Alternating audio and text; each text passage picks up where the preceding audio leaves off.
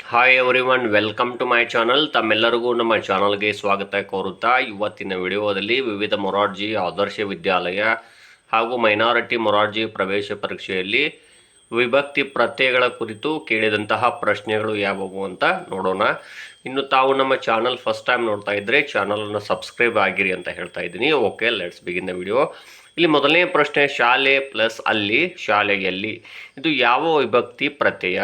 4 ಆಪ್ಷನ್ಸ್ಗಳು: A Panchami, B ತೃತೀಯ, C ದ್ವಿತೀಯ, D ಸಪ್ತಮಿ.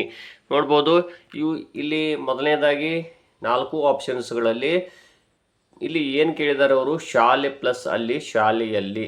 So ಇಲ್ಲಿ ಅಲ್ಲಿ ಅನ್ನೋದು ಅಂತ ಏನು ಪದ ಇದೆಯಲ್ಲ, ಅಲ್ಲಿ ಅಂತ, ಇದು ಯಾವ ವಿಭಕ್ತಿ ಆಗುತ್ತದೆ ಅಂತ ಹೇಳಿದ್ದಾರೆ.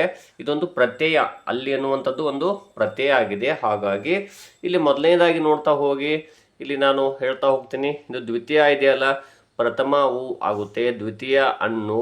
ಅದೇ ರೀತಿಯಾಗಿ ಇಲ್ಲಿ ನೋಡ್ಬೋದು, ತೃತೀಯ ಇಂದ, ಪಂಚಮಿ ದಶೆಯಿಂದ, ಸಪ್ತಮಿ ಅಲ್ಲಿ. ಈ ರೀತಿಯಾಗಿ ಇದು ಸಪ್ತಮಿ ಸರಿಯಾದ ಉತ್ತರವಾಗುತ್ತದೆ.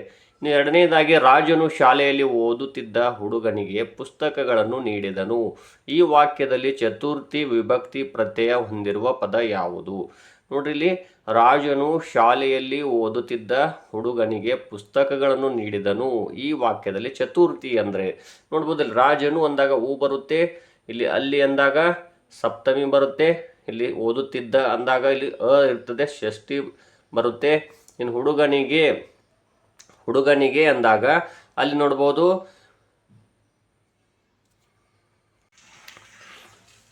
ಇಲ್ಲಿ ರಾಜನು ಶಾಲೆಯಲ್ಲಿ ಓದುತ್ತಿದ್ದ ಹುಡುಗನಿಗೆ ಪುಸ್ತಕಗಳನ್ನು ನೀಡಿದನು. ಈ ವಾಕ್ಯದಲ್ಲಿ ಚತುರ್ಥಿ ವಿಭಕ್ತಿ ಪ್ರತ್ಯಯ ಹೊಂದಿರುವ ಪದ.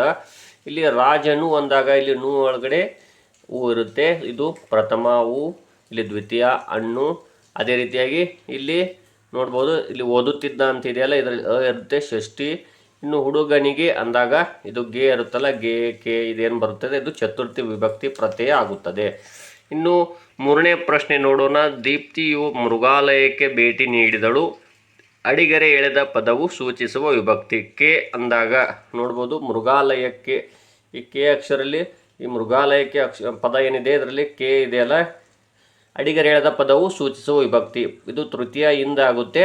ಸೊ ಇದು ಯಾವುದಾಗುತ್ತೆ ಅಂದರೆ ಇಲ್ಲಿ ಚತುರ್ಥಿ ವಿಭಕ್ತಿ ಪ್ರತ್ಯಯ ಆಗುತ್ತದೆ. ಇನ್ನು ಅ ಎಂಬ ಪ್ರತ್ಯಯ ಹೊಂದಿರುವ ವಿಭಕ್ತಿ. ಪ್ರಥಮ ಹೂ ಆಗುತ್ತೆ, ದ್ವಿತೀಯ ಹಣ್ಣು, ಇಲ್ಲಿ ಷಷ್ಠಿ ಇದೆಯಲ್ಲ, ಇದು ಅ ಆಗುತ್ತದೆ.